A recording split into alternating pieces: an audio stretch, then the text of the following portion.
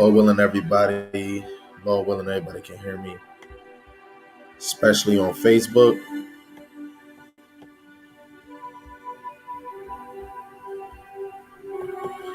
Lord willing, brothers and sisters can hear me on Facebook. First and foremost, let me give all praises and all honor and all glory to the Most High Yahweh, Bashem Yahushai, Bashem Rakakwadash. And I want to give double honors for the elders that have been paving the way, starting with the elders that the Lord been working with before the start of One West, and bringing One West together, from Abu Baba's on down, and that spread it out to different congregations, four corners of America and outside of America, teaching the Lord's doctrine to the best of their ability. And definitely double honors to the elders and the men in great millstones, starting out of Tahara on down, have been teaching the sincere milk, the parables, the dark sayings, and the prophecies of the Most High, trying to bring 100% of the Lord's doctrine to tuition, right? To feed the flock to the best of their ability. And for the younger brothers that's out here ruling well through the Spirit in their congregation, leading through the Spirit, trying to bid people to the marriage on the highways and byways and doing sit downs, right? And for the women that's out there reverence their husband, and the single sisters that are still diligent in this truth, Lord willing, this is edifying, and Lord willing, the other brothers and sisters that's not in this truth, in this walk, Lord willing, the Most High have mercy on them, right? So this topic, I'm gonna probably do more chronicles. I'm gonna probably do a chronicle. I might do a marathon of this. I feel the whole Bible should be taught, from laws to prophets to apostles to Yahushua, and I feel marriage as a husband. We should promote that. I'm a man myself, so I ain't gonna hurry up and start doing a lesson on husbands, but I'm gonna get to that. I'm gonna definitely get to that. But this one is to motivate women, right? I get at women all the time, from the bad, the good that y'all doing, but still the bad, because this place whitewash y'all, and it makes y'all move more in y'all emotion and feelings, and women don't move in the way, right? But this one is to motivate women. This one right here is straight motivation, right? And to the ones that's not pursuing this side, or to be that type of woman, then this is going to probably be a joke to you. This is going to be a laugh, like, she ain't that type of woman, right? But the woman that's trying to get to that level, this is for you. And the title is Being a Wife is the Second Best Job and the First Best Position of a Woman. You might not get it. I'll explain it. Being a wife, it's not a girlfriend. It's not a side piece. That's not somebody you got just for their body. That's not somebody that just comes and go. That's your wife. You know what I'm saying? See, I'm in the blue letter, right? But I'm gonna try to get another blue letter so we can look up the word wife. The woman's definition means servant, right? A woman is a servant, right? But to have a wife, for a woman to be a wife, that is better, the second best job, because the first one is to serve Yahweh Bashim Yahushai. Let alone when you are being that wife towards your husband, you're automatically pleasing the Lord in that lane, being a wife. In the scriptures we're going to bring out, this is what should motivate you to play your job, and the first best position of a woman. So being a wife is the first best position of a woman. What else is it?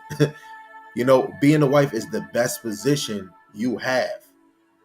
The first one, not a hoe, not a boss bitch, not a side piece, not even a girlfriend. Being a wife is the first best position of a woman. For a woman, and of a woman, this is the best position. A woman pursuing to be a wife, that is the best position. If you teaching your child, hey, want to be a wife, have a desire to be a wife, that is a good thing. You teaching your child, your daughter, to be a wife, right? Let me see if I can find it on here so we can get, let's see. Okay, we're gonna look at this Genesis 2 and 24. It says, Therefore shall a man leave his father and his mother. Salaki, for everybody that is going to be on YouTube. Let me just screen record real quick. Right. So Genesis 2 and 24, therefore shall a man leave his father and his mother, and shall cleave unto his wife, and they shall be one flesh. So let's look at the etymology of wife. Oh shoot. Oh, oh yeah, I'm about to say. Yeah, let's look at wife. Father, mother, and unto his wife.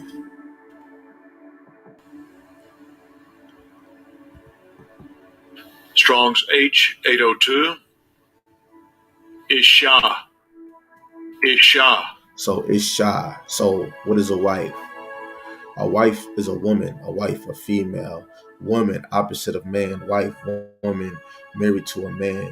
Wife or of an animal. Each, every, a pronoun.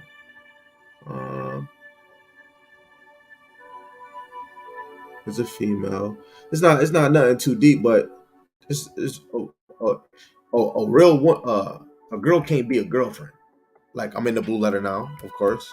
I'm going to type relationship, or I'm going to type in girlfriend, and I'm only doing that just to show myself, and of course, every last one of us.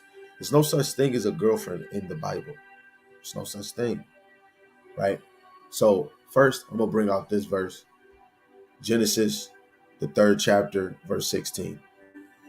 It says, "Unto the woman he said, I will greatly multiply thy sorrow and thy conception."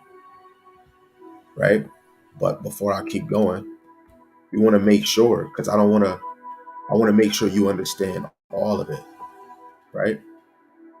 So the sorrow of a woman in your conception. Strong's H6093. At seventh. Is shevet. So your sorrow is pain, labor, and hardship. Sorrow, toil, right?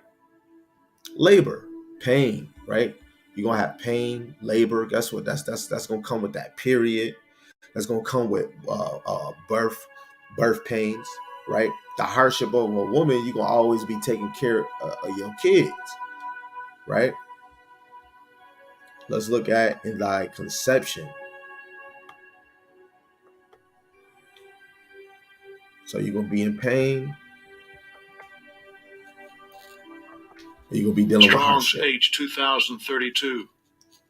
Herayon. So physical conception, pregnancy. So your sorrow is pain and hardship. Your conception is physical conception, basically pregnancy, right? But when we actually go more into the verse, it's just gonna clear it all out, right? Right. So verse 16, and I will greatly multiply thy sorrow and thy conception. In sorrow, right, and in pain and hardship, thou shalt bring forth children, not a children, children, right? It might be on your own thought or the man, because what? And thy desire shall be to thy husband, and he shall rule over thee. This is a good thing, right? I can't take that as a bad thing. That is a good thing, because if we was to look at the track record, right? Even if you go to Sirach, the 25th chapter, the 24th verse, women is the reason why we die, because she sinned. She was the first one to do it. But for a man to lead you, that is order, because you need a lead. And this is how you know the Lord's so merciful for us. For you to do that mistake that you have done, now you have to deal with the sorrow, the birth pain. A man leading you, being your desire, leading to his desire. No. Yours is that birth pain. A man is automatically the Lord said, I'm gonna give you a help me like no other. So she was gonna help you, because that's what a wife is. What is a woman? A servant, a helpmeet. That's what she is towards a man, right? So at the end of the day, automatically a woman was going to move on the desire of the man, but off of her disobedience, she has to deal with sorrow and conception. Greatly multiply thy conception, right? Her desire should be to her husband, and he shall rule over her, right? Let's look at desire.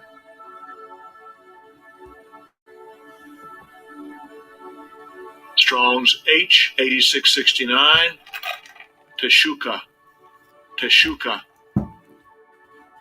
It means desire, longing, craving of man for woman, of woman for man, of beast to devour, right? Longing, right? So, so whatever that man desire, guess what? You're gonna longing for him, craving. You should be that man's craving. We're going back to 16 again. Thy desire shall be to thy husband, that thy craving. Your craving should be to thy husband. Let's see it again. Your craving should be to that your husband. Now, if it was men, your desire should be to your wife. This is really just going towards the woman. So you should be longing and craving for your husband. A woman shouldn't be craving and desiring uh, her boyfriend. It's her husband, right? So a woman should crave and longing. Mostly, a lot of women show their affection physically, or they show their love language. Oh, I got you this. Oh, babe, I'm about to make you something. Or, hey, babe, do you need a massage? Right? That's how a girl longing and crave for him. She's gonna do something. She's gonna always have her presence known, or she's gonna make it. She's gonna make sure he has peace, some type of way, whatever, because she desire. He wants quiet. He wants nourishment. You want to be the one to give that, right? And guess what? He shall rule over you. Let's see. We all need something. Strong's H4910. Mashal. Mashal. So my shall, right? My shall. So he should rule over you, to rule, have dominion. When Hamashiach Yahweh shall come and take away their dominion, he's going to have dominion forever and ever. Reign, to rule, to cause to rule, to exercise dominion. Some people might be like, wait, hold on, bro. Hold on. I don't like that word dominion. What you talking about?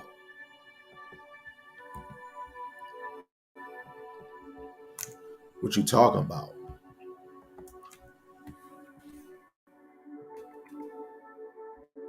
Dominion means to rule over you means dominion, supremacy, right? Sovereignty or control. Dominion is control.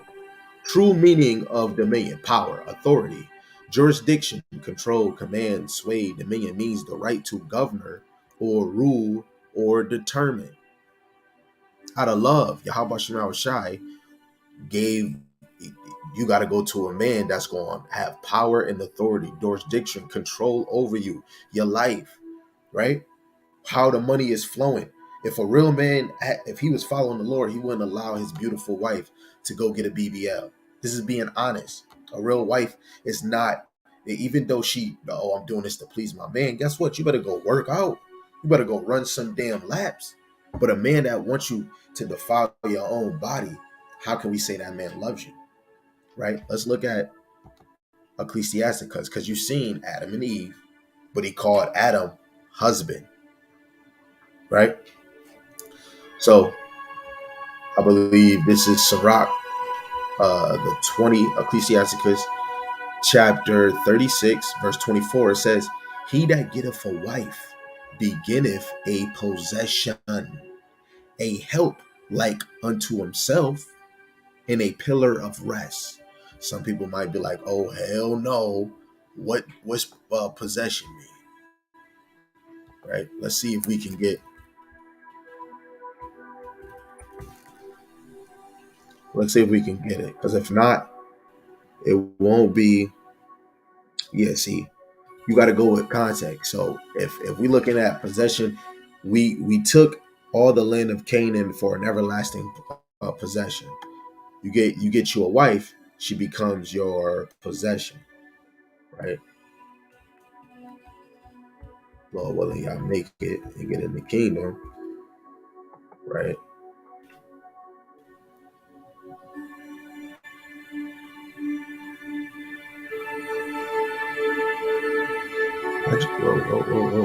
What the heck just happened? Oh, I think I know what I did. That's what I did. Okay, let's see what possession means. Strong's H 272. Achuzah. Achuzah. Accusar, possession means property, land, possession by inheritance, something seized, right? I would have got the Sirach one, but Ecclesiasticus, but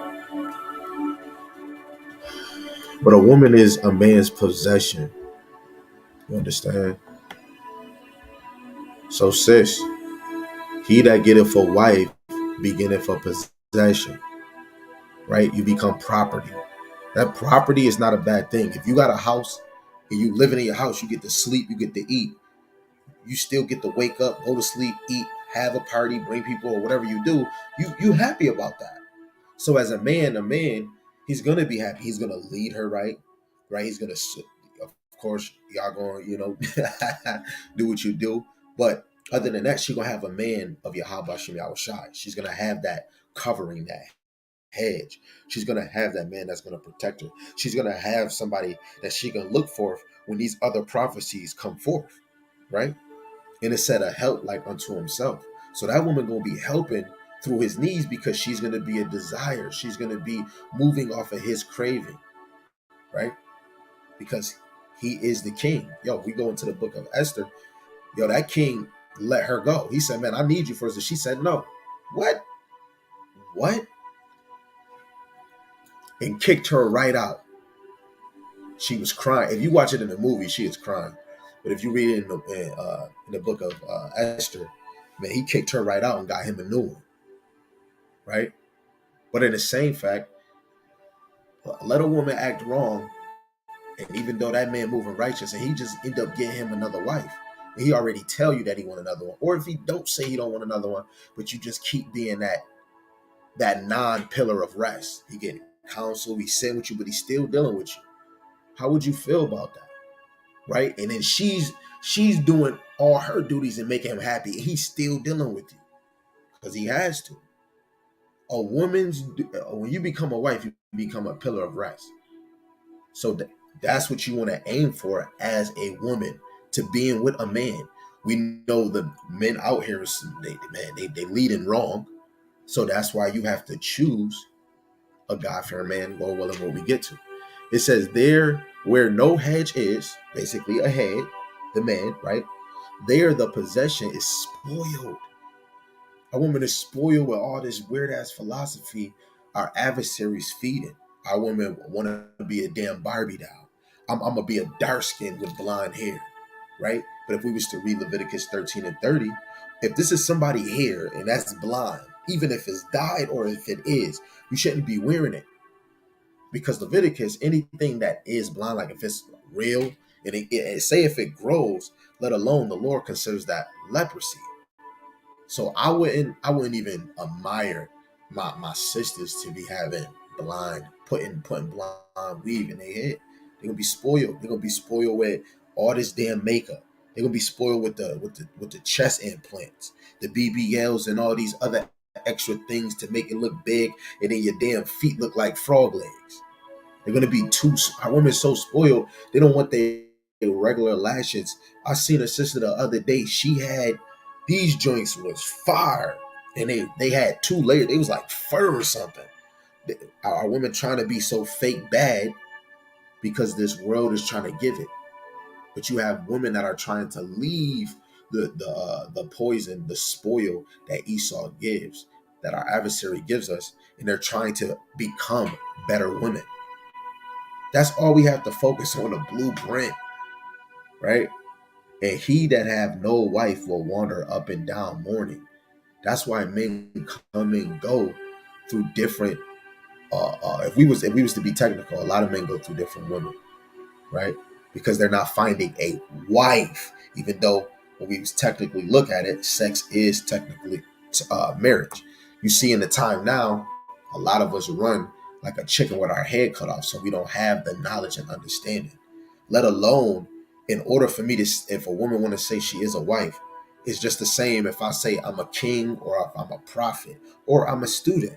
Your actions will show you are a student because you're always studying, or if you're a teacher, you're always teaching. You're always having your mind in your reading so that you can teach the not the newest thing, but to give them the information so that they can know what's going to come or how they can know to structure themselves. Right? A lot of us never had to sit down and know, yo, son, it's gonna come. You're gonna get older. You're gonna crave a woman, right? But your number one focus is the Most High Yahweh Shema Shai.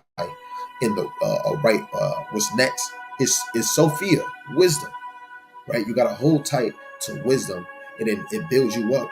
While you trying to serve the Lord is going to give you a helpmeet, so you're not wandering up and down mourning, right? Uh, I think we're gonna go to. I want to bring this one out because I kind of was paraphrasing in my mind. So this is for the women, but it's really directly to men, right? This is Ecclesiasticus Sirach, the 27th chapter, verse 3. It says, unless a man hold himself diligently in the fear of Yahweh, his house shall soon be overthrown. So if a woman is trying to pursue a man, or hey, I think I'm ready to be out here. I don't care if you say you dating or courting or whatever that you think you're doing. You should be wanting a man that is diligently in the fear of Yahweh Shem Shai. Because if not, his house gonna be overthrown. Y'all gonna be arguing all the time. Guess what? Kids is our oppressors and women rule over us. You're gonna be ruling over your man. You're gonna be either a clamorous woman, like, hey bitch, right? A woman that's a wife, she's trying to build up the structure of her household. So she's gonna want a man that's gonna be diligently having his face in Yahweh Bashim Yahushai. That's plain. That's easy. That's like a 1, 2, 3 McPeasy, right? Uh,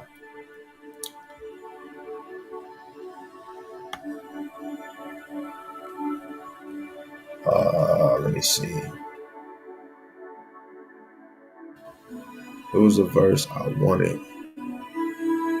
Is this chapter 25? No, it's ain't 25.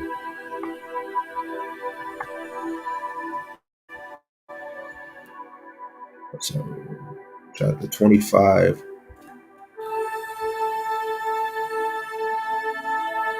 Now, I'm not going to read 24. You can have that. Y'all can read that for your own. But for brothers, and this is for you sisters too, right? Most of the stuff is going directly towards women, but it is going to be towards men too, right?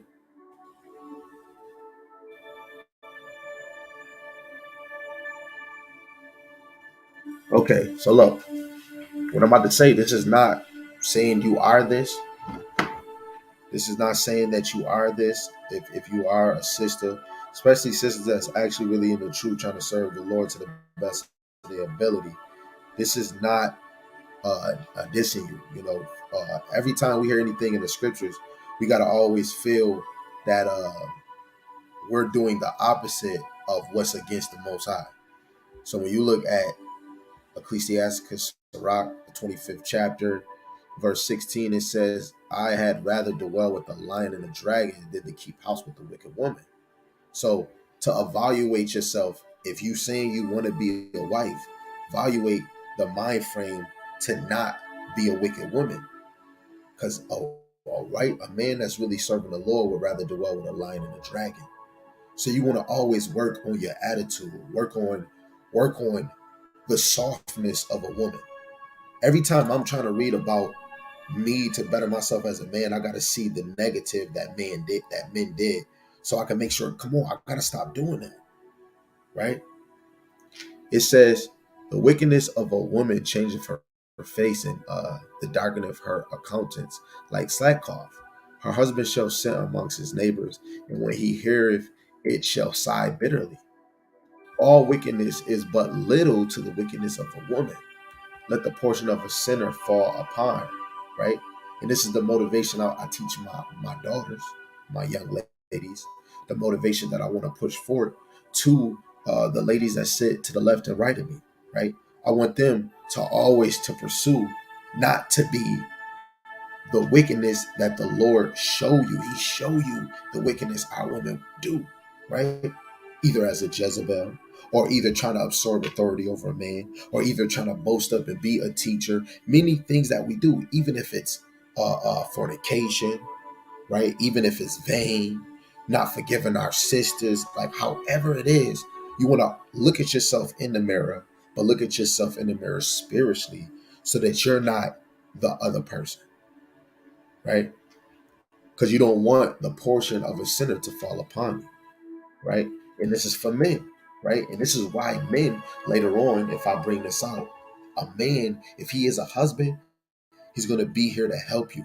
And it's not about let me get you a purse. He's going to dwell with you according to knowledge, so that if you are in of your feelings, or you start getting depressed, or you start to feel like giving up, your husband is going to be there. Usually his actions is going to make you be like, dang, man, I'm not reflecting off him. Oh, just off of how you moving should make you think I might piss this man off, because when you walk outside, you are a reflection of him. Just like he is the reflection of the household, it shows, oh, he must got his household in order. If he not right, oh yeah, he either a cheater or a player, right? So verse 21, it says, stumble not at the beauty of a woman. We all love I know I do. I love a beautiful woman. What? But we shouldn't stumble at the beauty of a woman that you're not trying to be to get to the mind of understanding what will be her intention. Even if she don't want you, or even if she do, right? The beauty of a woman is not the focus. And desire her not for pleasure. Why would you okay, yes, we could say lust, but lust is going to have different meanings. But lust in different meanings is going to mean desiring a woman, not in that way, but it clearly said desire her not for pleasure. So that is going to lust after her for pleasure. So if we courting a sister, you trying to build a sister, hey, that's cool, but it's not. Oh, I want her just for the karuru. And if your intention is that, you don't know, the Lord might have that woman, my brother and sis. The Lord might work with you and make you have an attitude, boast up with him. You might not want to read because the way he moving, he might desire you for pleasure. You might desire him just to build, just to get in this truth and have a hedge. But his intention might be different, and you might not see the wolf that's in sheep clothing. So this is why it's nothing wrong. You look good, but a man shouldn't stumble. He shouldn't be so glued on your beauty. This man can't even bring out a damn script, but he ready to say, "Come on, let's chill." But not even trying to say, "Hey, did you watch this video? Oh, you want to do it?" Or, "Well, what do you thinking? What do you?" But everybody's different. But I just say, in my own actions as a man and what I had to see, I look at this. I got to do the opposite, right? It says a woman, if she maintain her husband, is full of anger and prudence and much approach. A wicked woman abateth the courage, making of heavy accountants, and a wounded heart. A woman that will not comfort her husband in distress, maketh weak hands and feeble needs. In this many ways, a woman can help a man through distress, right? Women massage, a woman cook, right? And women, they do what they do. They do their little thing. But women have a role and a position. But if a woman will not comfort a man in his distress maketh weak hands and feeble knees. When you look at the book of Esther, what did that king do? He kicked that little broad out. And so the other one that go somewhere else. So now we just working up a level to seeing negative and then positive, right? For the sisters that's trying, this is for your motivation, right? So Rock the 26th chapter in the first verse, it says, "Blessed is the man that have a virtuous wife, for the number of his days shall be double." So we know that a man, what we seen, Sirach 20, the 27th chapter, you got to always remember that. The third verse, unless this man holds his face in the fear of Yahweh Shema Shai, his house shall be overthrown. So if this man is not keeping his face in the fear of Yahweh Shema Shai, he's going to be overthrown. So when you see this verse, you're thinking of a man that fears Yahweh Shema Shai, because a virtuous is a word that derives from righteous and just. So a virtuous wife would be a righteous, or basically a just woman, right? And that's getting into the Proverbs 31. Well, you can't be a Proverbs 31 if you're not a wife, because a Proverbs 31 is a wife that's married to a man and she's doing those things. Hey, it's good if you don't have a husband and you're doing this and you're doing that for your house or you're doing it for your kids. Clap, clap, bravo. But when we look a Proverbs 31 woman, that is going to be for a woman that's a wife. How I'm gonna glorify a single woman. When we look back at the day, it's not about even if a woman was a breadwinner, hey, clap, clap, bravo. But the position was the position, right? So a man's life is going to double having a virtuous wife. Verse 2, a virtuous woman rejoiceth her husband.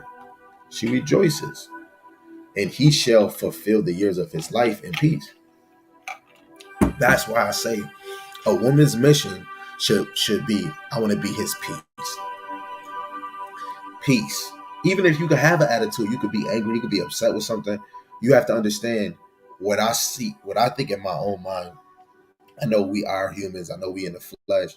But when it comes to the like reading the Bible and trying to be what the Lord require us to be, try to move like Israelite, it's just so many things you got to sacrifice. It's things like in order for, because I know I'm gonna keep dealing with certain things, I have to sacrifice. I have to sacrifice certain things, right? And a woman is going to have peace too. And I know some people might say 50-50, let the man have peace and the woman have peace. Yes, I agree too. But it's really the man. The man is the the image of the household. So the man is the peace, right? What it say? It said, and I always say this when they say happy wife, happy life. When you look at it in order wise, it's really happy husband, happy life, right?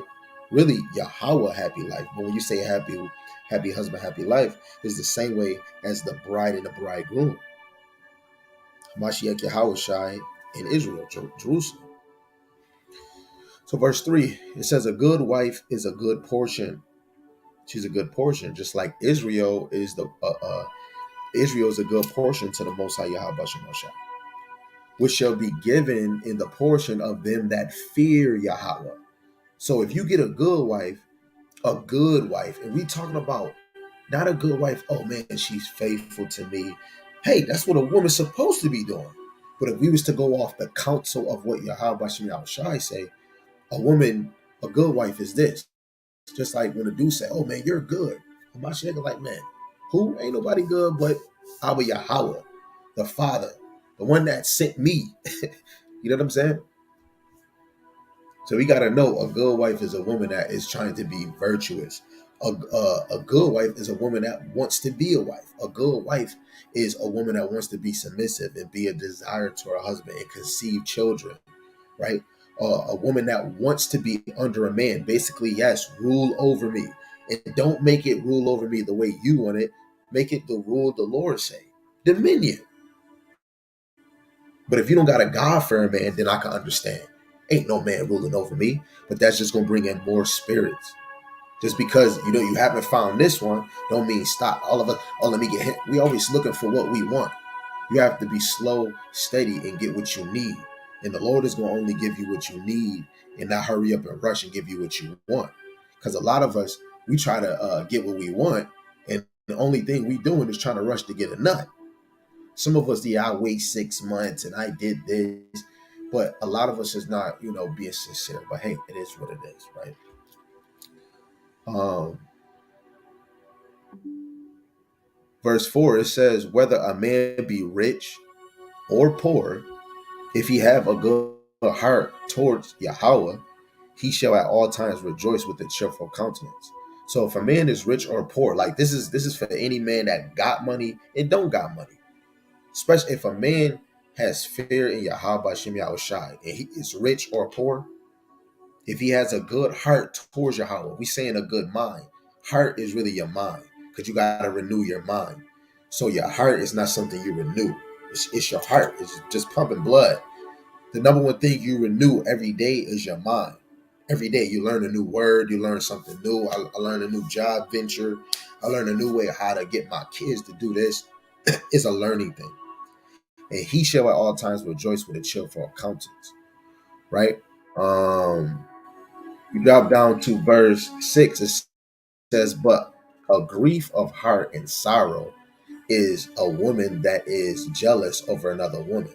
So especially if we was talking about the blacks, Hispanics, and Latino women, even in past tense, yes, moving through the flesh, yes, we do slip and fall into our emotions and feelings.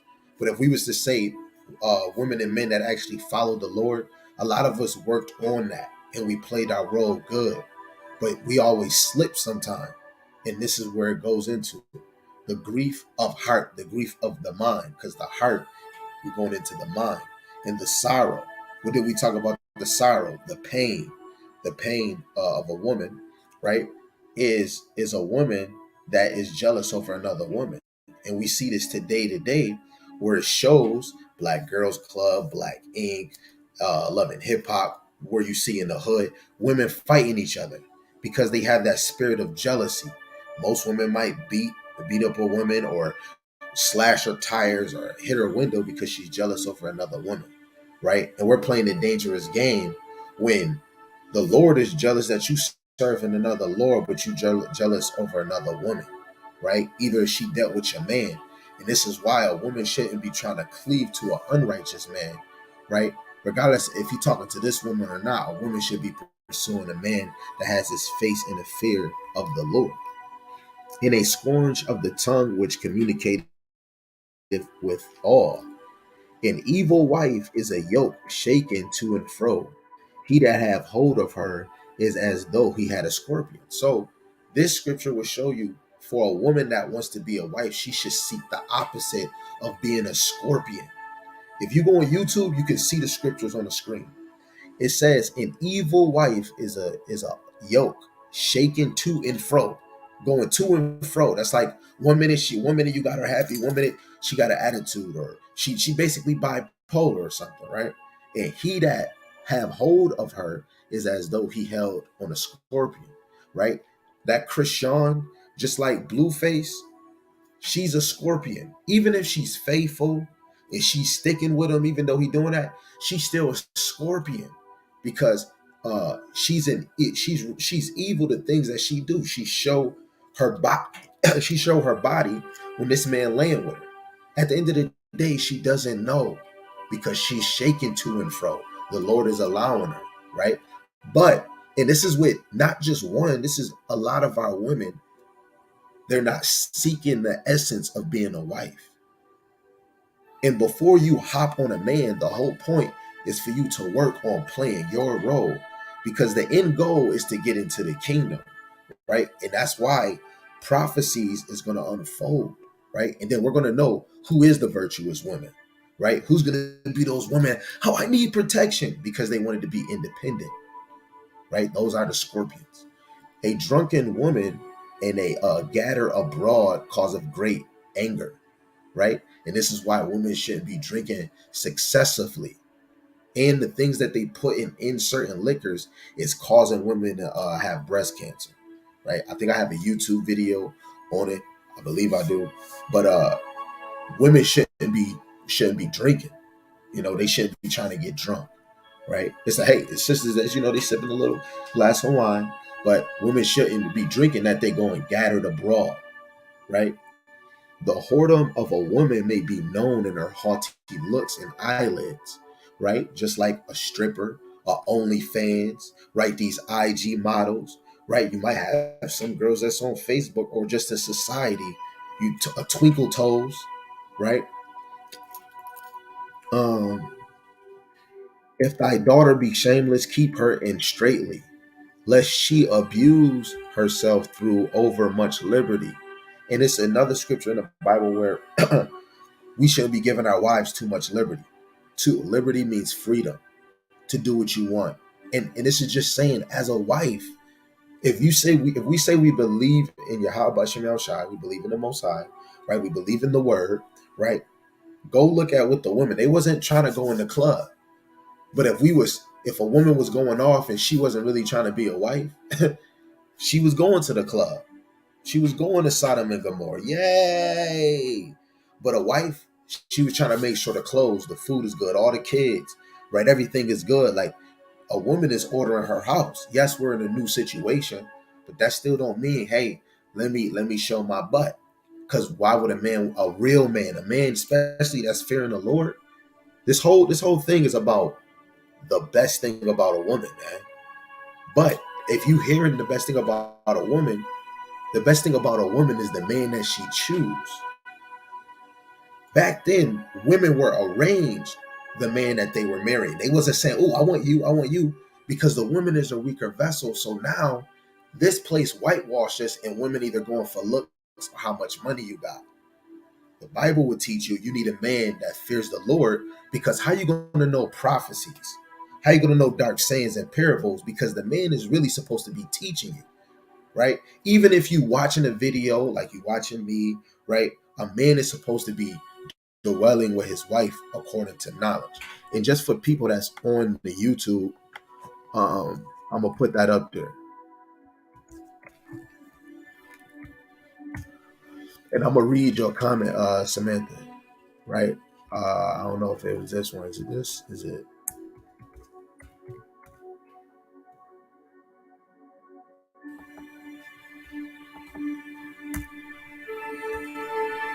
This is First Peter 3:7. It say, likewise, ye husbands, dwell with them according to knowledge, giving honor unto the wife as unto the weaker vessel.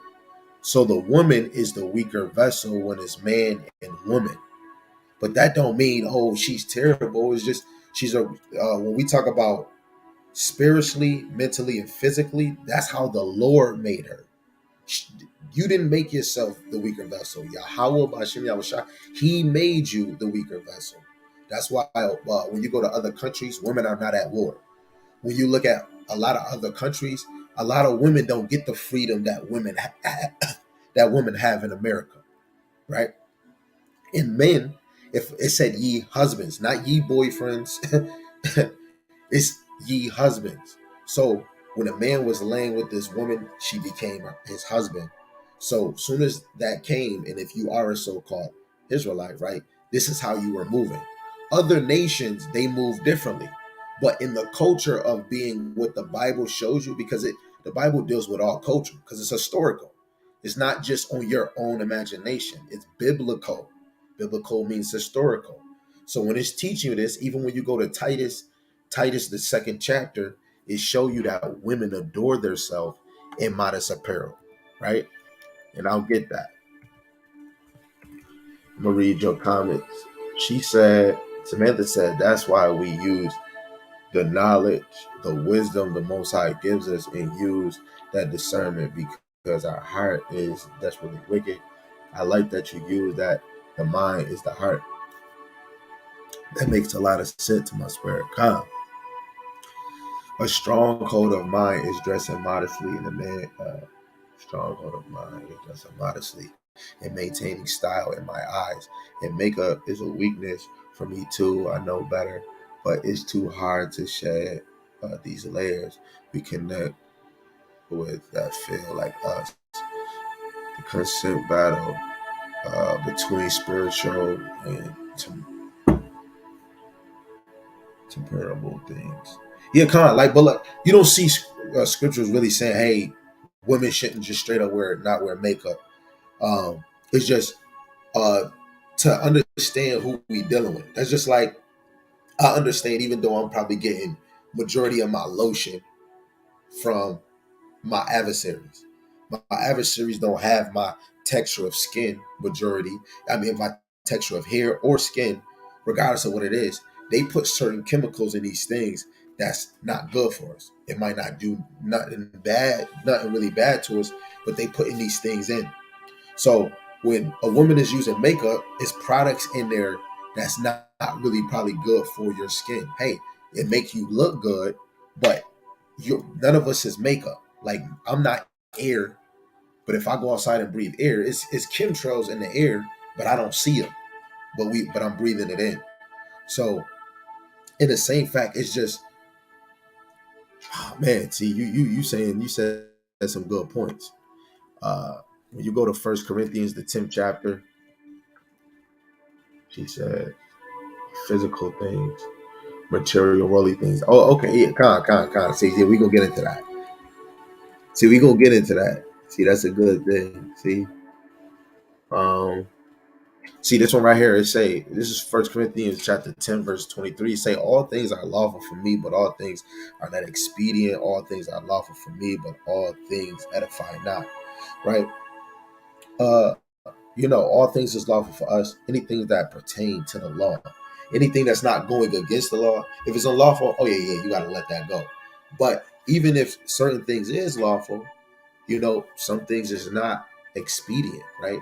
Just because it's lawful don't mean it's expedient to do. Some brothers might do this, that don't mean you got to do it. And it's the same. It's the same with all of us, right? Um, uh, it's not unlawful for me to get rich and to have six figures and have wealth. It's not unlawful. You know what I'm saying? But it's not expedient for all of us to desire it because guess what? Some brothers that do have this, they can still maintain and serve the Lord. I'm just calling it how it is. Yes, some of us is in situations. Some of us not grinding hard enough. Hey, I agree with that. You got a 9 to 5. Hey, I understand that too. But I believe the Lord is putting people where they need to be, because if that's the case, I could sell, man. I could sell this damn cup to you some way or another.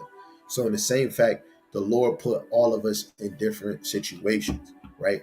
And a lot of us is stubborn in many ways, just like men and women is stubborn. Just like how you said materialistic things, those things I had to deal with too, right? Now in the world, if I was you wearing jewelry, my jewelry was meaning something else. It's just jewelry. But this jewelry on me, this is the Judah tribe of Israel. This is the menorah. You use this, man. You can use this anytime. I got one over there.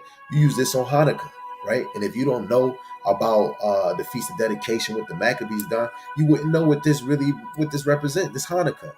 Then the menorah, the 12 stones of the 12 tribes of Israel, and there's different many symbolic things.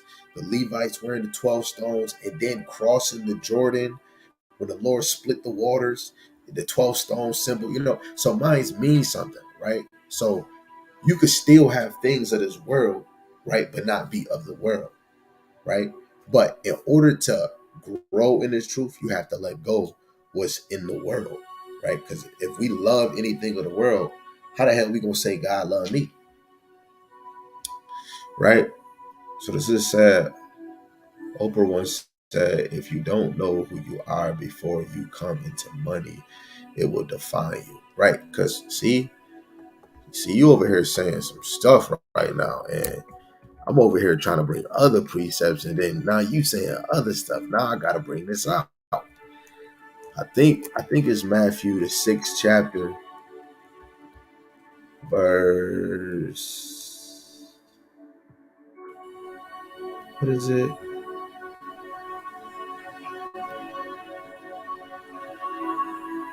Uh, Wherever your treasure is. Uh,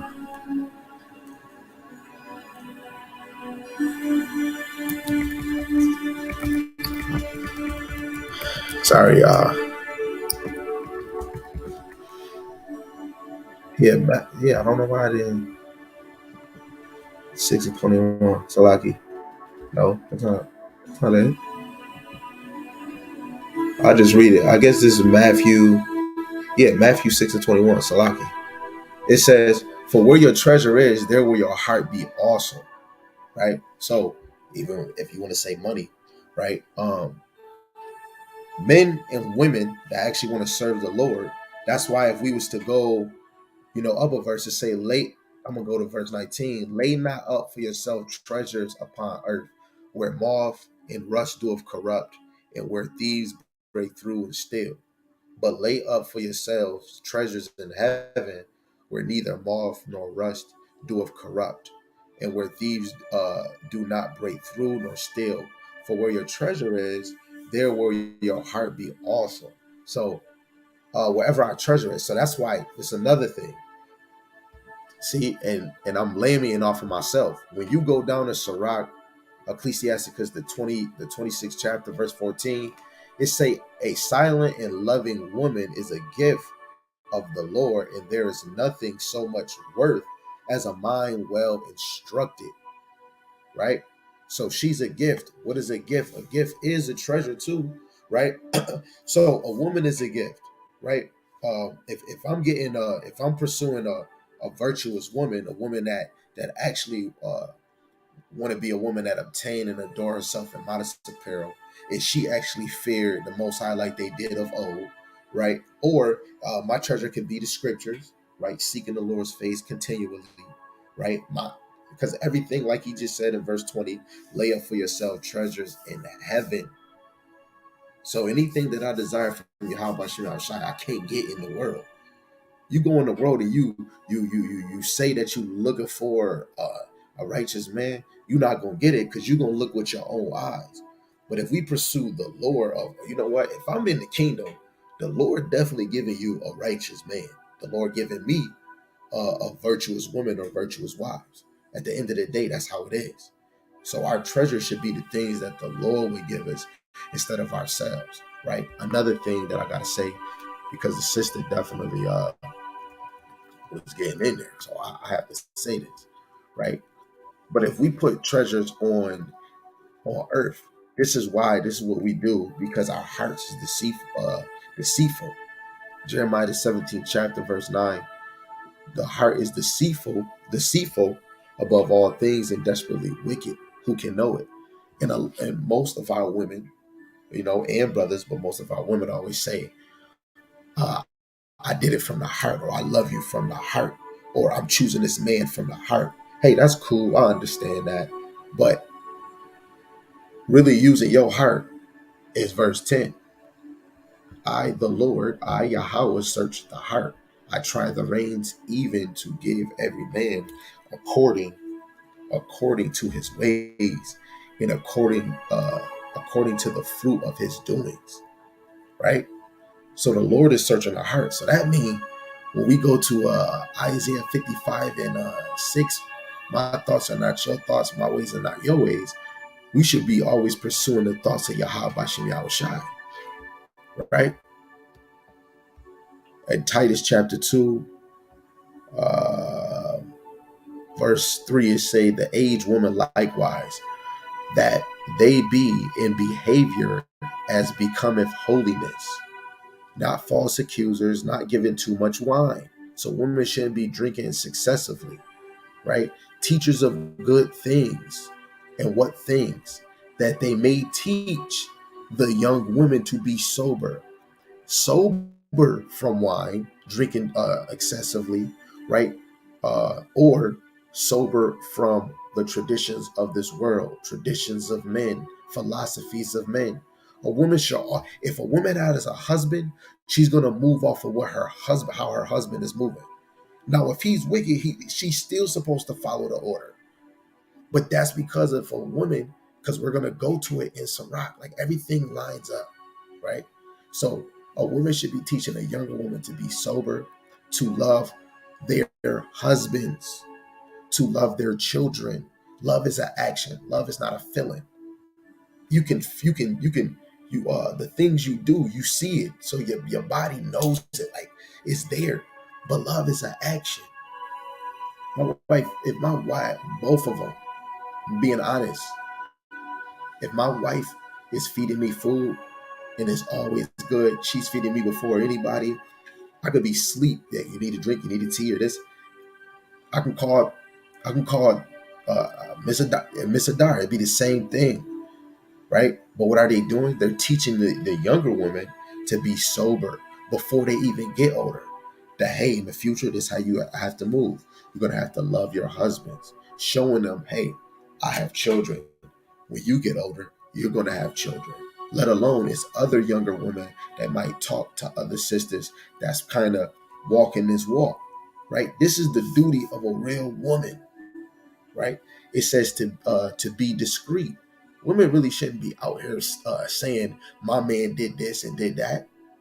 If you can't fix it in the house, I don't know why you yip yapping to everybody else in the street, right? It said chase keepers at home, right? Women shouldn't just be hopping in, oh, I'm about to go see where it's lit.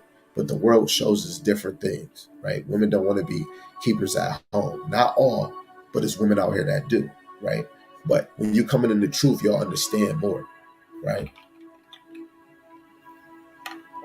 Good, obedient to their own husbands. He said obedient to their own husband. So woman wasn't even arguing, trying to talk back.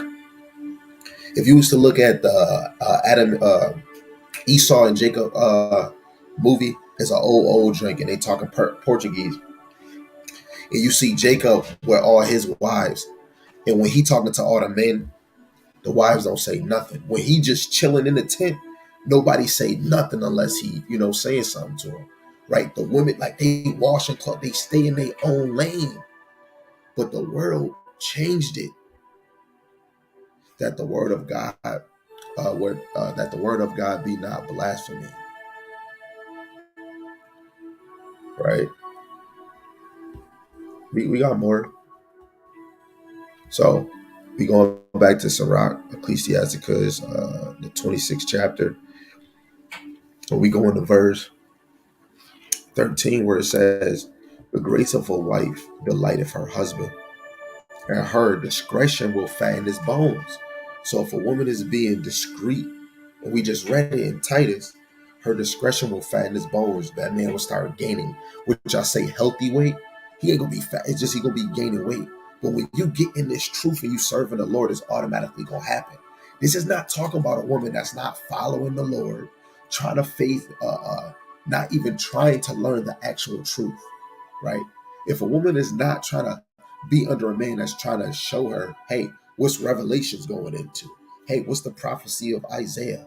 Hey, who did Yahushua come down here to? Actually, why does the Bible say his name is Jesus? Or that you will want a man to be able to teach you those things. If you're not seeking a man to do those things, then that's a woman should only stay on her own. Because how you gonna fatten his bones, right? How you gonna fatten his bones? A lot of women is not thinking about doing those things. I'm just trying to give him some pussy and go chill with my friends.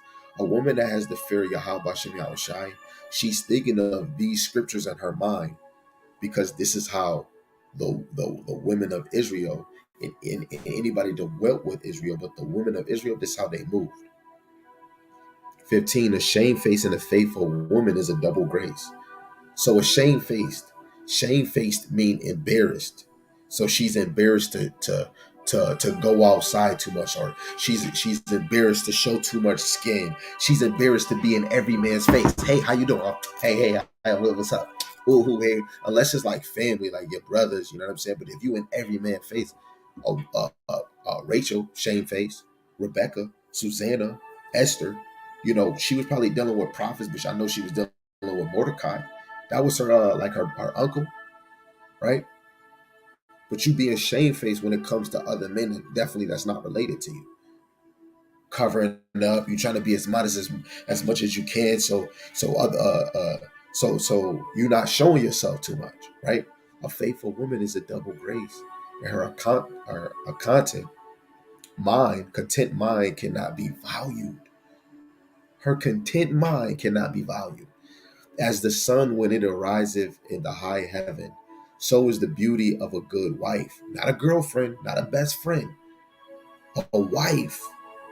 So is the beauty of a good wife. And it's not just her looks. It's really the spirit she working with, because this is talking about a submissive woman, right? A woman that yields to the authority of her husband, a woman that is following her husband to Yahweh Bashem Yahushai, trying to be considered wise of all. And we're about to see it. We damn near about to read all of this, right?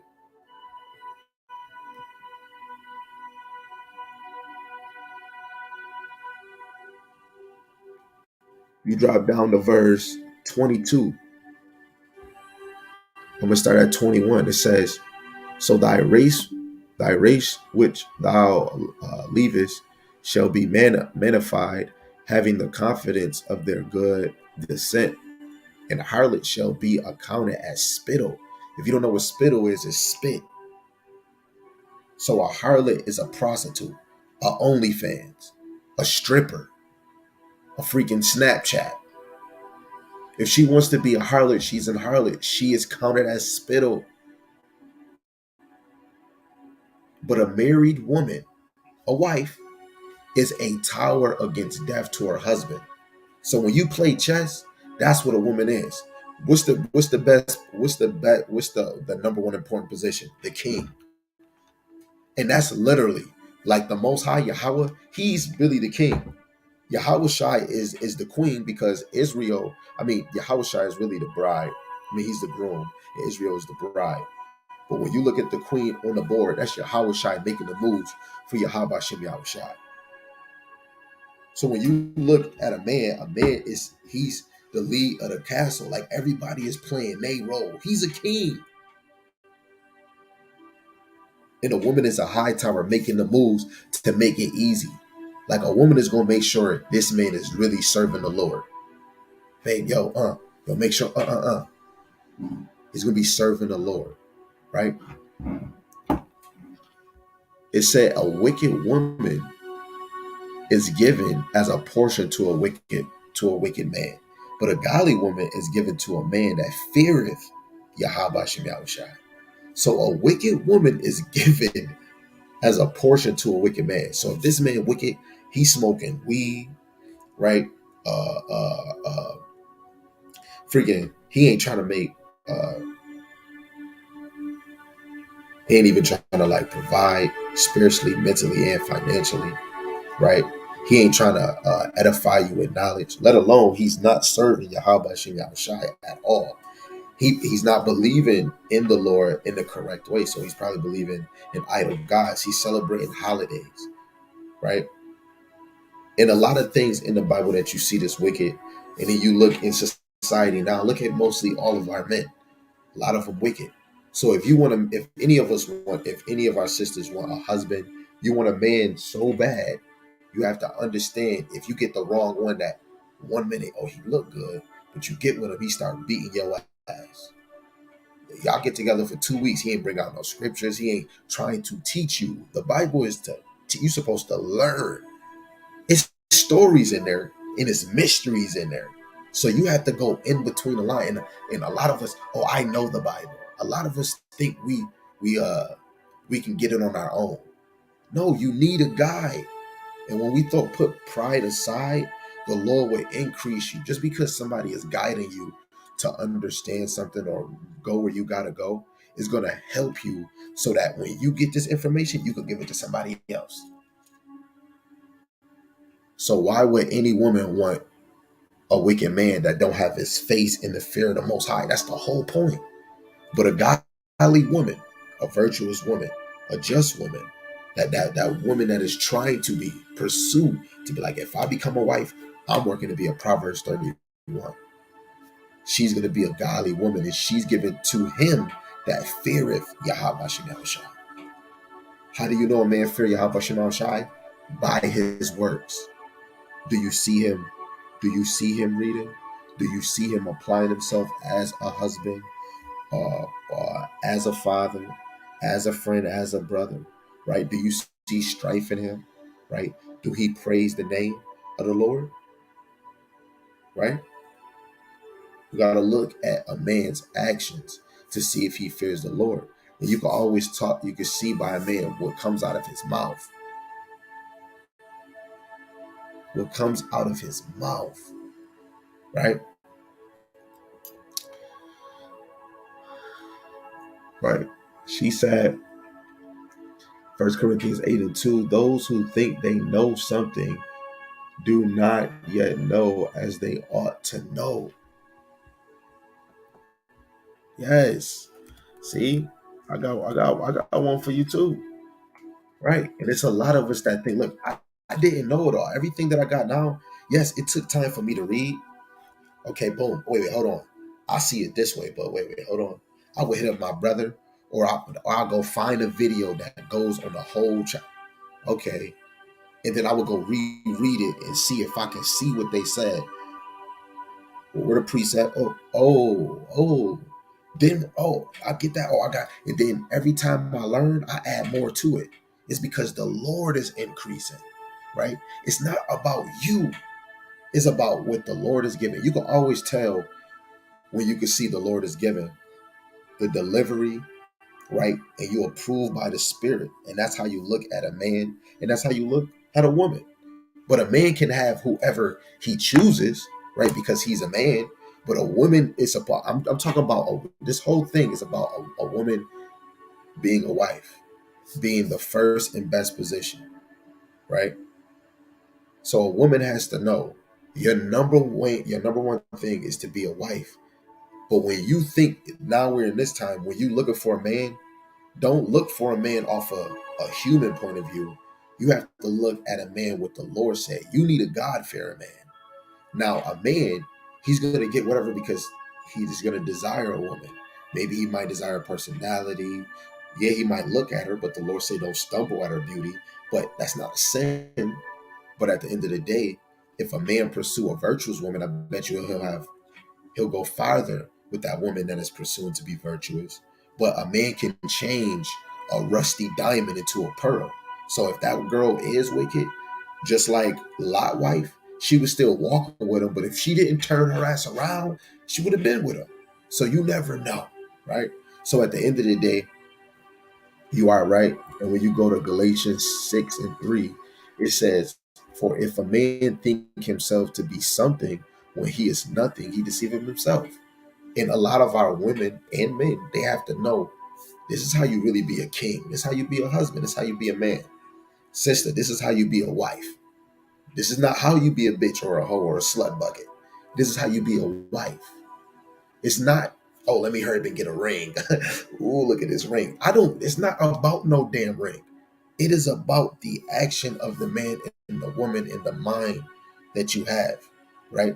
It's about what do you have the Lord on your mind, or do you have, ooh, another bag, Versace, Louis Vuitton, red bottoms. When I'm going on a date, we going out of town, another bag I'm gonna get. Hey, if you living in here, you better get some money. But at the end of the day, we should be boasting about the Lord every day we get. Because did you not just see people dying out of nowhere? It was like the movie The Happening, right? So right now is the time to tap in to the roles of a man and a woman, right? So back into Sirach, Ecclesiastes chapter 26, verse 24, it says, a dishonest woman contemneth shame. And there's a lot of our sisters out here that's dishonest. But an honest woman will reverence her husband. Reverence means respect, right? You got to respect your husband. A shameless woman shall be counted as a dog. If we was to look, at this in another translation, it would say a shameless woman shall be counted as a bitch, right? Um, we're in America now and we speak English. When you look at translations, especially all the stuff we read in the Word, they were speaking a different language. You even had Yahushai, who a lot of y'all might call Jesus. He was speaking to Paul in Hebrew, Latin, and Greek, right? They wasn't speaking English.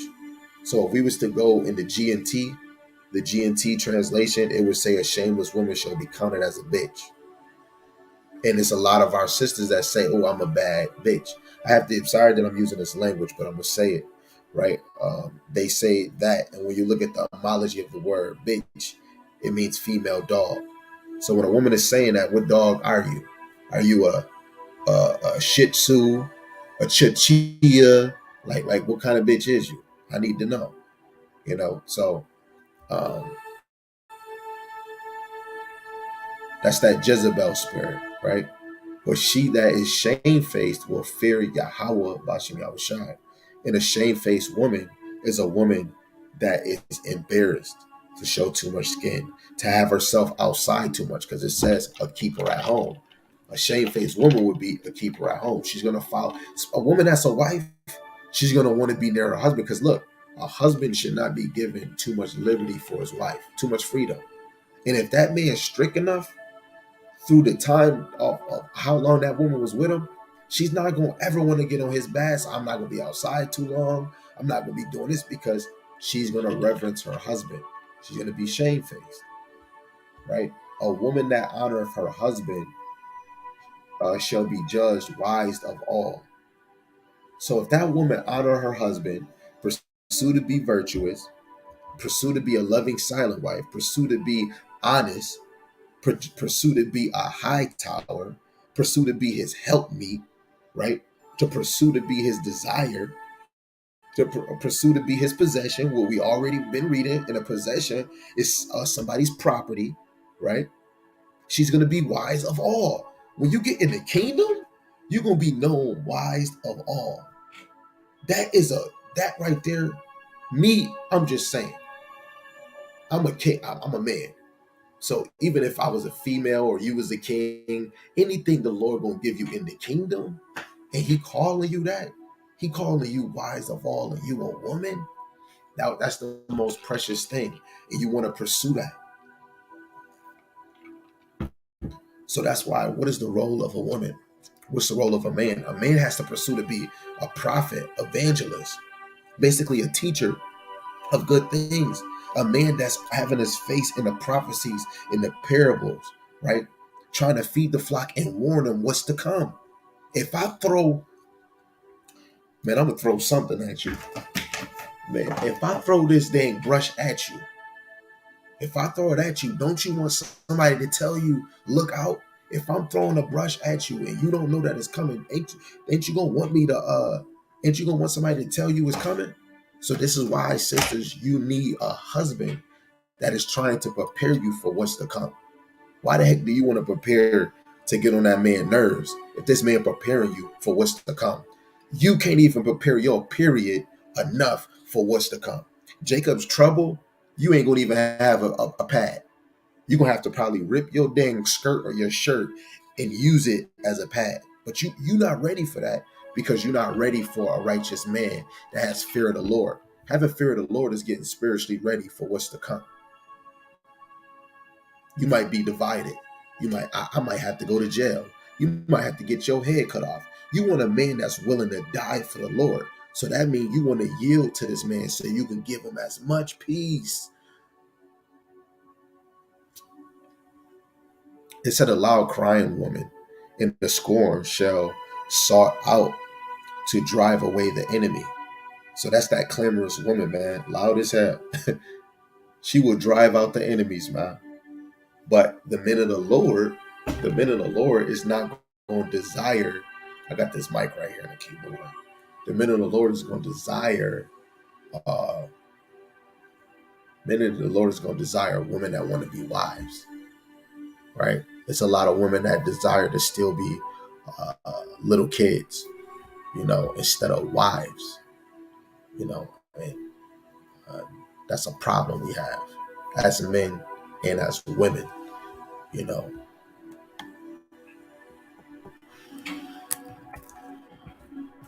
So we go to Proverbs 31, right? And of course, a lot of people,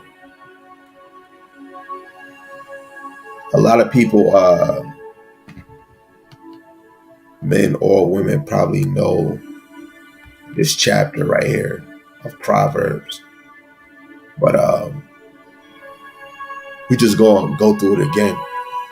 Because what I'm saying right now is not for the whole world. This is for Black, Latinos, and Natives. Straightforward Hebrew Israelites, descendants of Abraham, Isaac, and Jacob. If you don't know it, if you don't believe it, even if you don't accept it, this is for you. Fubu, for us and by us. The Blacks is African American, Jamaican, and Haitian. You might say you don't agree with the whole 12 charts, that it might be the Latinos and Natives. But if you was to look at scriptures and stop being prideful and actually look at evidence, you know what I'm saying? Or accept that the Lord gave you a strong delusion to not accept those things, right? And this is the problem we have. We have a red eye towards our brothers and our sisters, right? Our brothers and sisters are still on this earth. This whole story we live in it is still going on because you're still alive. And it's time for the men and the women to start trying to act their role. So Proverbs 31:10, who can find a virtuous woman? For her price is far above rubies. So no woman, especially if she is an Israelite, she shouldn't even be with a man for $1 million, 20 million, or a billion, because her price is far above rubies. Can you even tell me a price of a ruby? Then when you tell me the price of a ruby, she's above rubies. So still tell me the price of rubies. And then tell me how many is the rubies. And then when you get to know how much is the rubies, tell me how much the price is. And I bet nobody got the price of it, because she's far above rubies. And a lot of our women is trying to pursue to be that, and they can't find it because they're not yielding themselves. Let alone for the position towards a man. Think about Yahweh Shem Shai. He is telling you that. Regardless if I'm telling you that, you gotta have the willpower to agree with the Lord. I can't really get a belt and start whooping your ass. Excuse my language. I'm talking to the grown-ups. Get a belt, whip your butt like you're a little child, and say you better be virtuous. A woman is already getting a spiritual woman a whooping when she get that period and when she give birth, right? A woman is getting whooped through food stamps, child support, through the society. Esau using you as a weapon towards the man. But guess what? You are far. Your price is far above rubies. The heart of her husband doeth safely trust in her, right? So that he shall have no need of spoil. So you want your man to trust you. You want that man to trust that you're gonna walk out this house with your body covered. You might be thicker than a little turn snickle.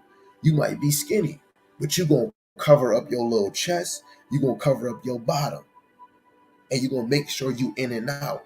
You don't want to be out like the other woman that's in this world. So you want this man to trust you. You want this man to give you a damn curfew. She'll already know. You should be in the house before the light come on. Because they was keepers at home. But at the end of the day, women are the weaker vessels. What you gonna do when the spirit come at you? Women are not even supposed to teach. But if you teaching younger women and them kids, why would you teach a woman that's already married? Unless y'all building each other up. But you want your husband to trust you, so that he shall have no need of spoil. So she will do him good and not evil all the days of his life. Because what we read in Sirach, he's gonna live a blessed life, right? She seeketh wood and flax and worketh willingly with her hands. So guess what? What it said in Sirach, she was gonna have feeble knees and hands, right? We don't want our woman to have feeble knees and hands, right? And that's good for you to be occupied.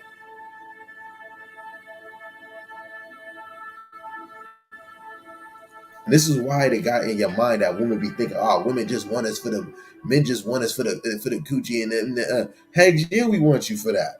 But at the end of the day, women is not trying to be workers with their hands though. All you giving is just moink, moink, moink, and talk, talk, talk, yappy, yap, yap. Hey, that's fine. But other than that, we have to everybody got to work on their spirit, and let alone a man that's serving the Lord. He's gonna always get busy with you, but he's gonna always put wisdom. He's gonna always put Yahweh Shem Shai before you. And guess what? He might go chill with his brothers. He might go be a man. When you look at the scriptures with how the Lord talked, he's trying to let women grow up to be women. And when you can actually come in this truth, you're not, when you start looking at these scriptures, you're not going to look at it as you're going to get in this thing like a little child, but you're going to understand the Lord talking to you. You a grown woman. You shouldn't be moving like no little, oh, this is my first time having a man. Man. And we in this time now, it's not a lot of virgins, right? So she should be willing to work. And she is like the merchant ship. She bringeth her food from afar. And that's what a lot of women do. They get in them groceries, they getting busy, right? Let alone she's bringing product, right? Because a woman can have her own business, right? It says she riseth also while it is yet night, and giveth meat to her household and a portion to her maids. So she getting up, she's getting busy because she's ordering her household. She's making things, everything smooth. As soon as her man wake up or he come from work, she don't want him to have to worry about a day. It's a marker on the TV. It's food on the wall. Everything is handled, right? Let's see if it say she gonna be out. Let's see if she gonna be out, right? It say yeah,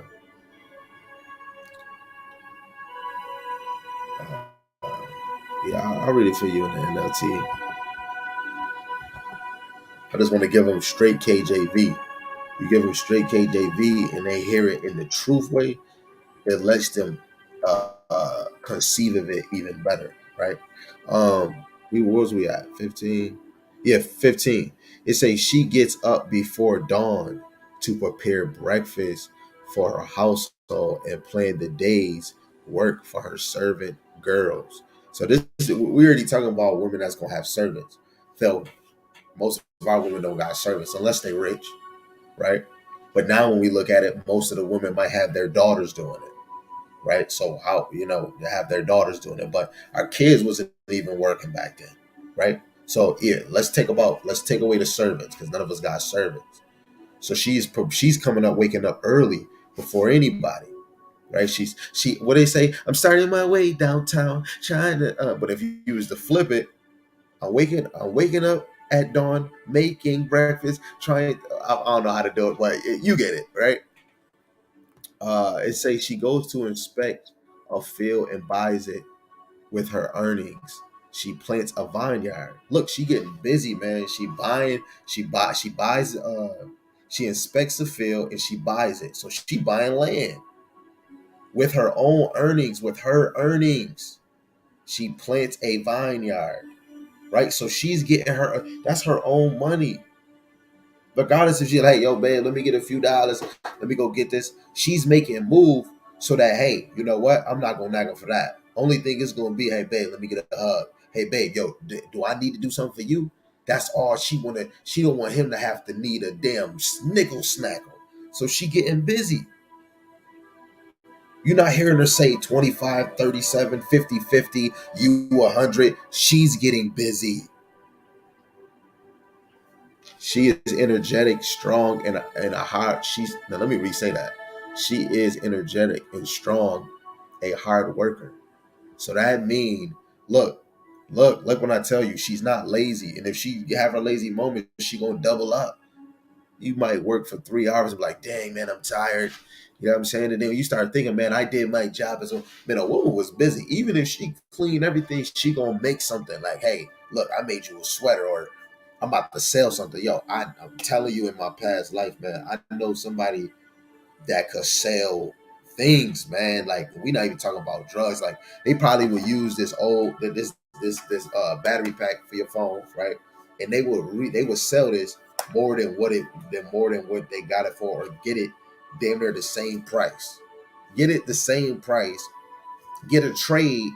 Get a trade or something. Hey, yo, I trade you for that, and then sell what they traded for actual amount. Like, I don't even know, but look, I'm telling you, I've seen people like there's ways to do it. There's people out here making moves, but this is what Proverbs 31 is saying. She's strong, she ain't weak, and she a hard worker. She makes sure her dealings are profitable. Her lamp burns late into the night. You know what I'm saying? So guess what? Them lights is still on, man. She making sure deals is profitable. She a hustler. She a hustler. But this is that virtuous wife. That virtuous wife is she stunned like her daddy. She a hustler. You know what I'm saying?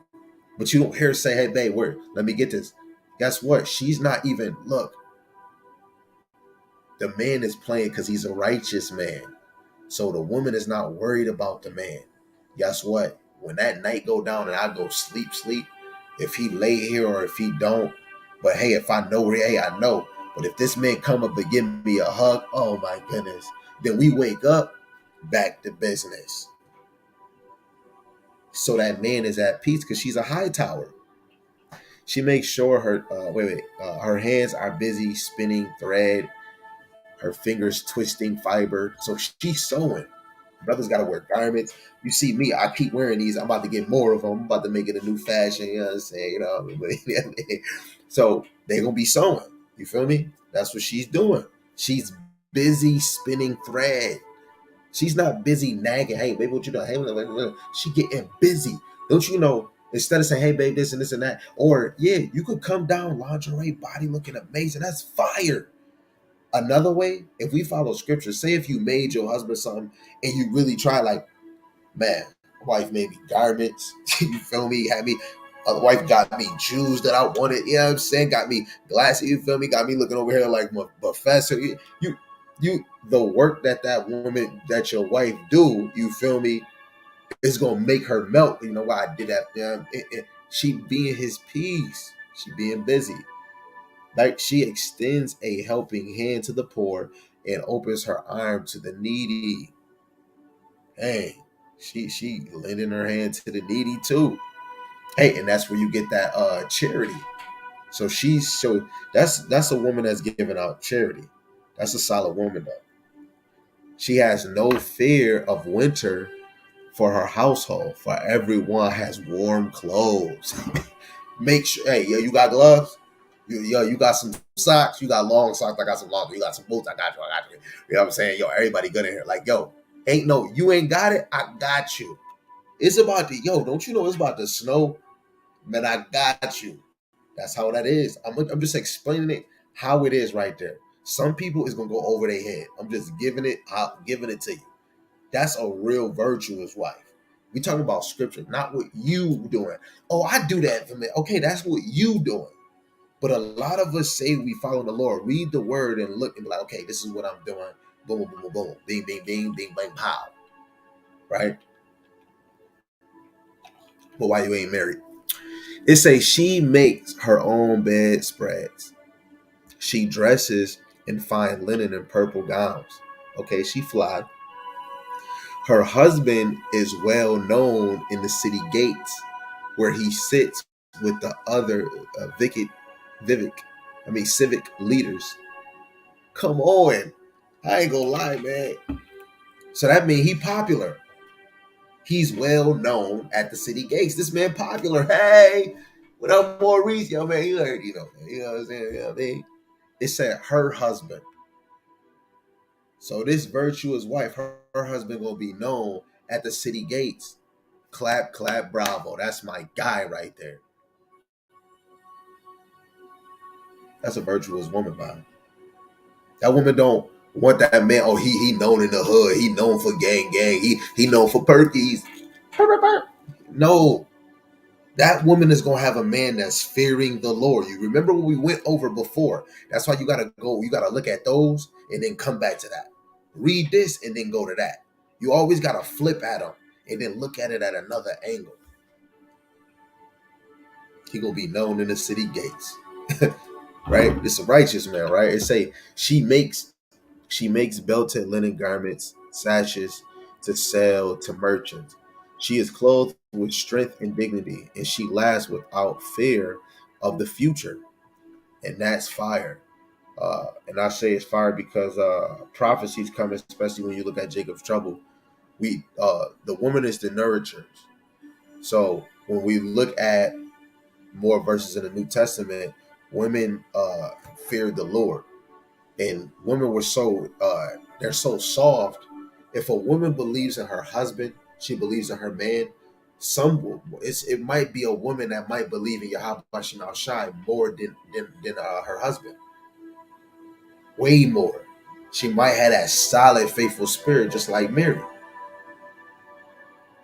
right? And that's what we should be pursuing. Our sisters in Israel, we should be pursuing that dignity, that strength, right? So that you don't fear the future, but your fear is upon Yahweh Shema Shai that can kill the flesh and the spirit. And it says when she speaks, her words are wise and she gives instructions with kindness, right? And that's where it goes that she's teaching the young sisters, right? And sisters that need a help, make a sister laugh, she feeling down. That's where she come into play because she speak. Her words are wise, and she gives instructions with kindness. So she's gentle. She's carefully watched. She carefully watches everything in her household and suffers nothing from laziness. So she's not a lazy woman. She's not just sitting on her butt, just sitting there, all just waiting. Oh, when he gonna touch up on me? When we gonna do our man? Hey man, we gonna make this spontaneous. But look, I'm gonna get busy. Yo, this is a righteous man is gonna like a woman like this. When we fall, steer away from Yahweh. Of course, we gonna like a lazy woman. It's true. I'm lazy. But when you a go getter for the Lord, yes, I want to go get her, spiritually, mentally, and physically, man. Go get you some paper. Go get that monopoly money. But you better go get that. Go get that spiritual wealth. You out your damn rabbit if you just think I just want a monopoly woman. Yay, we almost done, baby. We about to be the rich. No, man, you ain't got to read the hardest thing, but man, you better read something. Cause how we gonna have a conversation? You know what I'm saying? It got to be some type of man. That's crazy. You said, man, it got to be some type of politicking.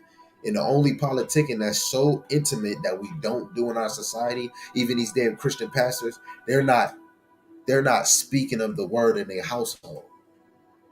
Not just yes, the same scriptures, yes, the same lesson we just did, but we talk about the deep stuff. Yo, man, the mark of the beast or this nation. Yo, you see how God did that all the way in the beginning. That is the best intimacy. That is more intimate than you waking up and y'all both got that stinky breath and y'all having a conversation in the morning. It's more intimate than that. It says her children stand and bless her. Her husband praises her, right? And before somebody go, oh, he's praising her. Oh man, he's going off.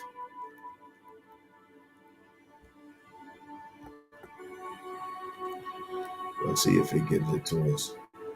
So praise, he's gonna be to shine, to flash for life, to praise, to boast. So he's gonna basically boast about her, right? And a lot of us, man, my wife, man, yo, man, she just made me this delicious food. Yeah, my wife just took me out to eat. That's what we do.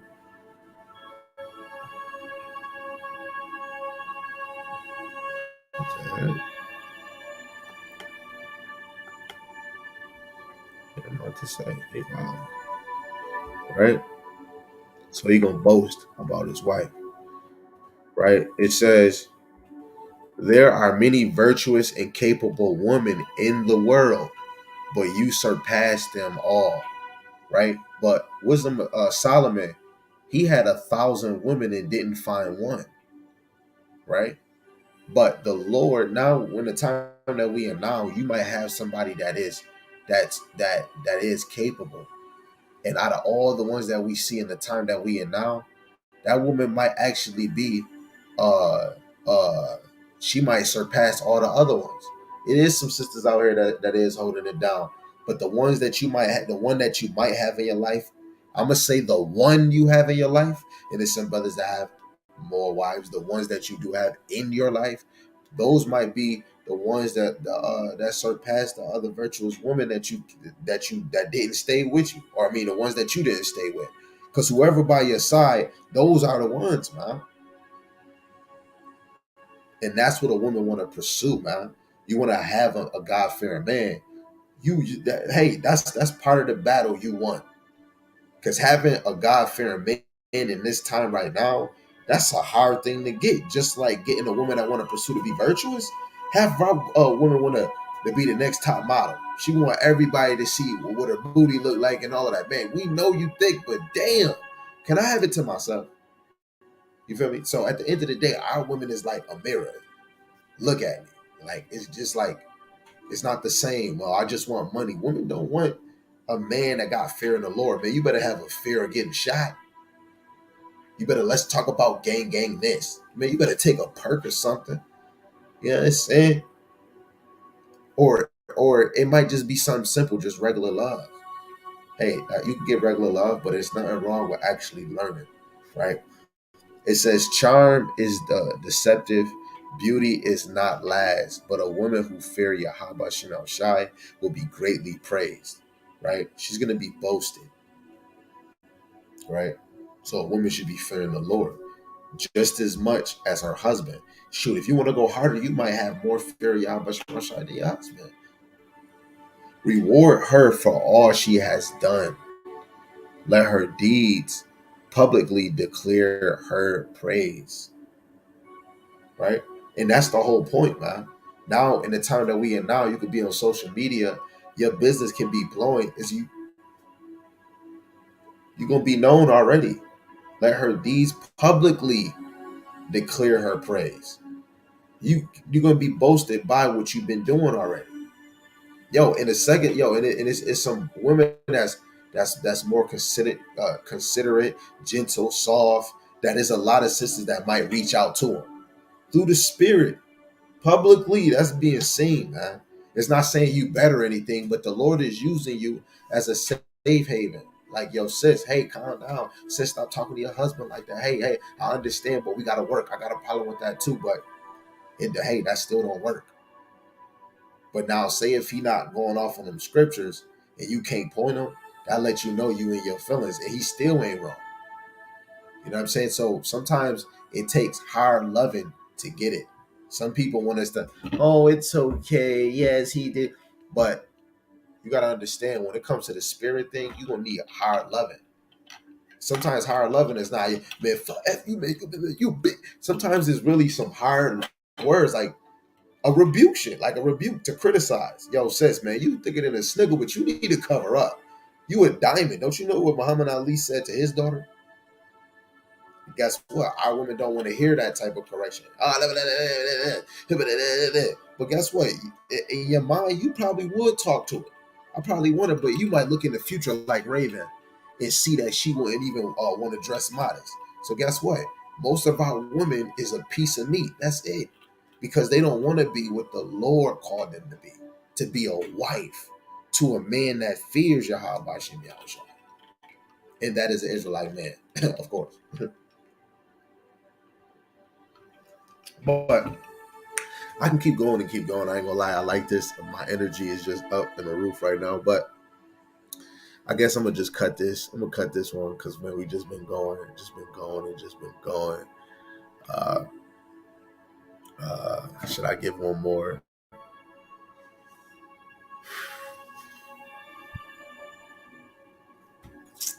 I don't know if I should give you one more.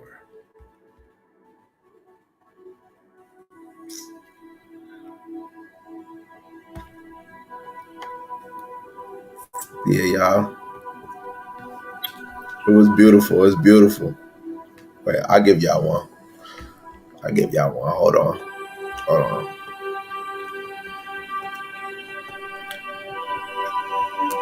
This is Sirach, Ecclesiasticus 4 and 28. It says, strive for the truth until death, for Yahweh Shemashai shall fight for you. So after we just went and we just, brought out a few scriptures, a couple.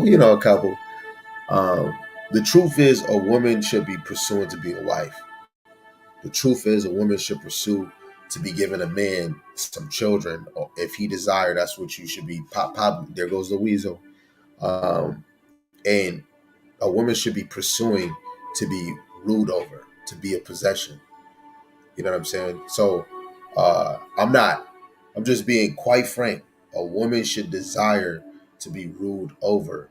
We're not talking about some Edomite stuff. We're talking about a husband ruling over. If you didn't read the book of Esther, even if you don't see it, that if he's a king, he still rule over him. He's the end all be all. He just say so. If the king have favor, can I talk to you? She gotta ask this man, can she talk to him? She gotta ask him, can she approach him? So the truth is, a woman has a role, right? Oh man, I'm sorry. One more, just one more, y'all. One more. I'm done. I'm gonna leave y'all alone, okay? This is 1 Corinthians the 11th chapter, verse 3. But there is one thing I want you to know.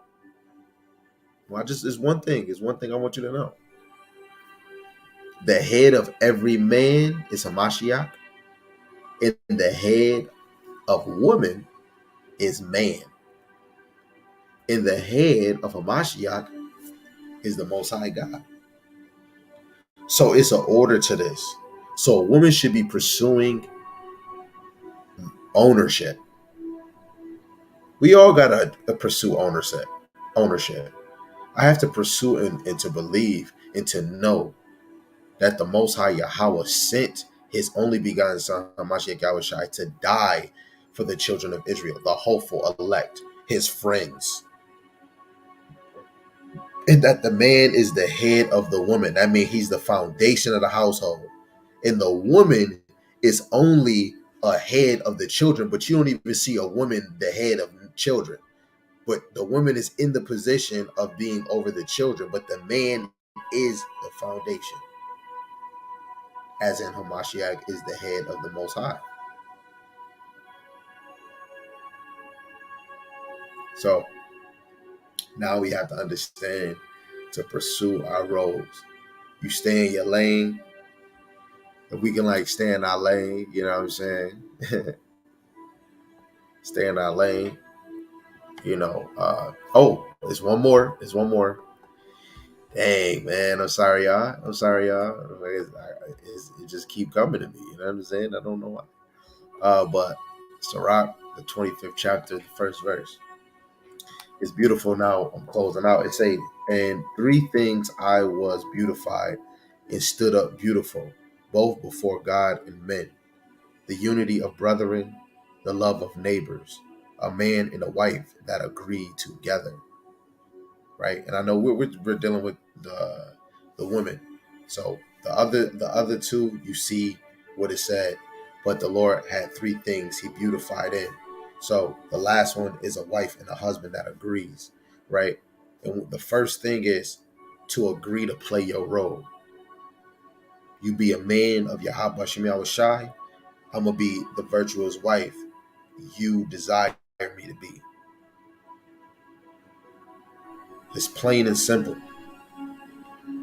The Lord even put them in the scriptures how He wants you to be. So every time you trying to follow the scriptures, yes, you're pursuing to please your husband, but you're following what the Lord wanted you. So you're pleasing the Lord, and that's how you know the when you follow the Lord is going to lead you into happiness. There's going to always be slopes in the road, but when we obey and we agree, let's follow Yahweh Shema Shai. When something happened, let's go to scriptures. If it's not going to, hey, okay, how about, okay, bomb, boom, hey, don't talk to me like this. Lower your, okay, boom, hey, I'm going to do this. We're going to get to know, boom, what we don't like, boom, oh, and this and this and that. We're going to agree because that's what the Lord beautified. We keep arguing, knick-knacking it. You got to reevaluate yourself in the scriptures because show me when the Lord say, hey, if you're arguing one person at a time, you arguing. Most time it might lead to a man smacking the taste bud out your dang mouth, or it might come to something else. I don't know. But if we always pursue the counsel of Yahweh Shem Shai, we're going to agree. Right? So other than that, I love y'all to the moon and never back. Lord willing, I was edifying. I'm sorry for keeping y'all up. But with that, your brother Dargabar, we're going to say all praise to the Most High Yahweh, Ba'ashim Yahushai, Ba'ashim Kakadash. Yahweh is the Most High God, and Yahushai is who the world ignorantly calls Jesus, the Messiah. Kwame Yeshua, the Shadow One family.